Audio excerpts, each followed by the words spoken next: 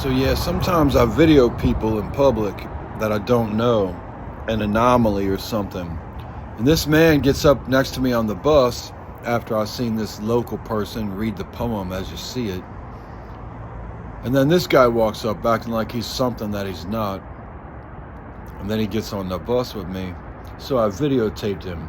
Because if he really was a veteran or a man of the military like his hat indicates, and trying to dress like some sort of a street military person as his outfit indicated, yet he lets me videotape him like that. He's neither an army veteran nor a street military man. He's something else. And then I go around DC and see lots of other fun stuff too.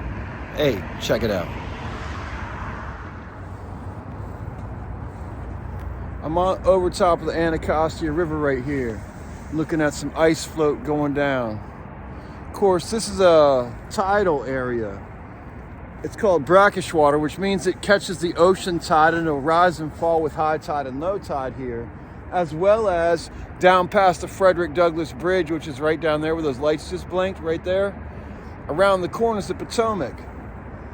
And so this goes right down there and it has a confluence and it makes the Potomac. So I'm up here just chilling. A tragedy happened that a plane just was smashed into by a Black Hawk helicopter as an Army accident, we're told. And the last time I remember basically a plane going down was in the 80s. And that's when Howard Stern lost his job at DC 101 as a disc jockey. And he lost his job at DC 101 as a disc jockey because a commercial airplane flew into the 14th Street Bridge. And then it smashed into the Potomac frozen water and a lot of people died. And I think it was 2 mornings after that event happened, tragedy happened, horrific thing, because those people have families, children, like, I mean, it's all there, you know, like, so basically, basically what you have is Howard Stern called the company, the airline company of that company, and ordered an airplane ticket on the airplane number of the airline that crashed into the bridge, and all the people died in the wintertime, freezing or blowing up or whatever, all that shit, and it was terrible. And that's the last time I remember that happening here in Washington, D.C. So, like, basically, like, and it was down that way. The airport's that way, a ways, probably about 5 miles, maybe. Once you go down the Anacostia and then Potomac and then Alexandria and the area where the Reagan National Airport is down that way. So, and, you know, I always have these alternate views, and it's not really a conspiracy theory. There's drones everywhere. You have aerial drones, you have ground drones, you have water drones, all kind of stuff. You got stuff camouflaged. There's probably an ice drone. It looks like a piece of ice, but it's a camera. Or it's a piece of ice with a tracking device that helps, and you navigate that with the water, and then it is the anchor for the piece in the air that you can't detect with certain materials. There's helicopters here constantly. There's airplanes here constantly, jets. Basically, like, so what I'm thinking is, like, what if this, and I think like this because I know how evil the planet is. I know how evil the world is. And when I say evil, I know you think, read the book Roots by Alex Haley. Read the book Roots by Alex Haley. Watch the movie Django Unchained. And then read The Bluest Eye by Toni Morrison. And then read The Color Purple by Alice Walker. And then read Uncle Tom's Cabin. And then remember South Africa. Remember what the United States of America started as. And then look at this guy who took a whole airplane full of kids, or I guess he wasn't there, but he runs the ice skating team, the international hockey preparation for children, and a lot of the prominent ones from, Northern Virginia and Russia were on the plane apparently. So you get all these, powerful children with strength and skill. And some fucking dude who looks kind of like the guy who raped kids for the Nickelodeon show, but a more skinny version, maybe more like a high school principal version, rather than a TV show guru, fat guy, television producer, executive child executive TV Nickelodeon producer. So this guy looks like the biggest fucking potato chip producer on the planet, maybe even the founder of Coca-Cola and Pepsi and Faygo and Mug and Rock Creek and what's the other good soda companies? Pop soda, Coca-Cola, Cola, anyways, he looks like he invented all that shit, as well as manages this team of international strong children who probably didn't like getting raped by this guy anymore. And so he basically stole them, filled some plane with some other bodies, and had a drone blow up right fucking over there. The United States government is notorious for fucking things up. You got children's bodies popping up everywhere. You got the government who mass murdered people kind of recently, actually, not that long ago. And the families get these mass graves or mass returns of bodies without fucking heads. Or, it's headless bodies. The family remains, and the government's the only one that handled the remains of the bodies. And the post I saw were quote unquote people of black people or African descent. And I don't like using those terms, but I have to because it's white supremacy evil shit that nobody wants to fucking address or talk about. They don't look like me, and they don't talk like me.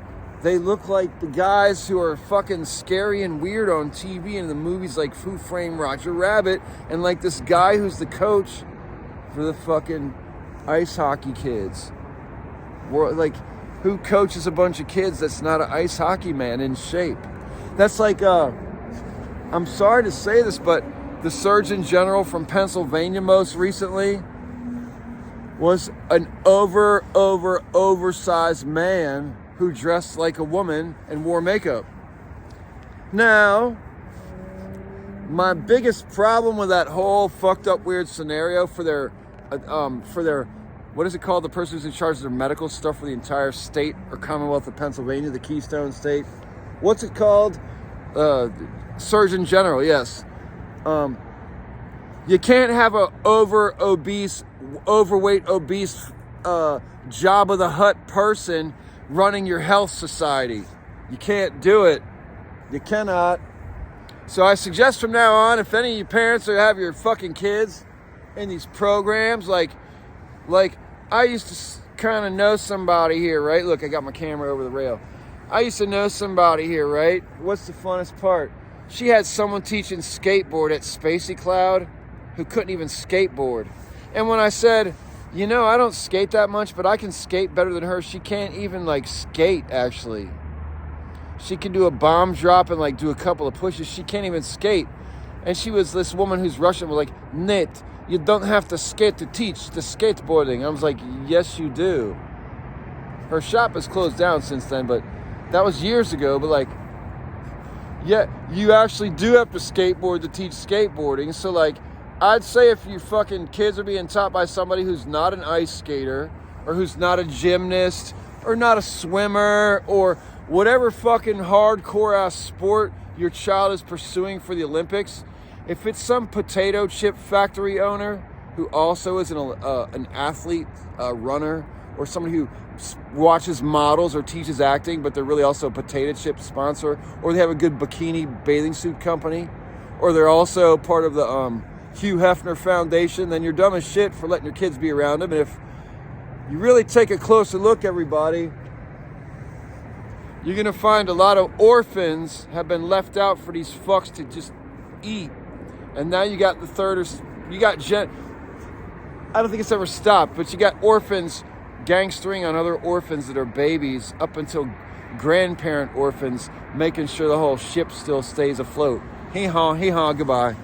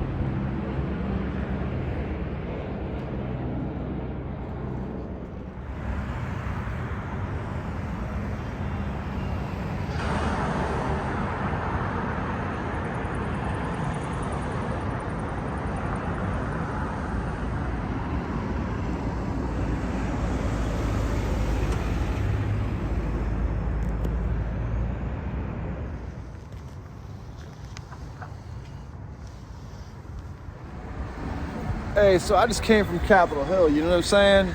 And like, I come back here, and I guess one of the reasons that I hate the United States government is because there's shit everywhere. Right? There's shit everywhere, right? You got fucking hand sanitizing stations facing the fucking street, toilets. You got abandoned buildings. You got spaces everywhere with fucking electricity and heat. You got signs everywhere made of metal that's valuable. You have bicycles and scooters everywhere. They're everywhere. You have cars everywhere that people don't even own. You can walk up with an app and drive them. And this is the United States agenda. Also broken sidewalks, broken glass, and as far as I can tell, broken spirits, where most people in the United States, you can't talk to them without them going psycho on you. And so I go psycho on people now too. The thing is like this, like I've been homeless for many years here in the nation's capital. I'm from the suburbs, Reston, Virginia, yet I haven't been able to get fucking help, barely have disability now, less than a year actually, receiving money less than a year, and receiving full amounts less than half a year, and guess what? I still can't get fucking housing in the United States of America, in the capital, in the city where I'm from, Washington, D.C., District of Columbia, but there's shit everywhere. There's fucking empty buildings everywhere, and quite frankly, the fucking people who own all the building supplies, after they had their meetings the whole time while they quarantined everyone across the planet to their homes when they're having their meetings, the funniest thing they can come up with to make themselves all worth 4 times more amount of money, you know, well, since we can shut down the world, hey, let's just make our shit worth more. They'd be like, I have $100 bill. Let's make it 400.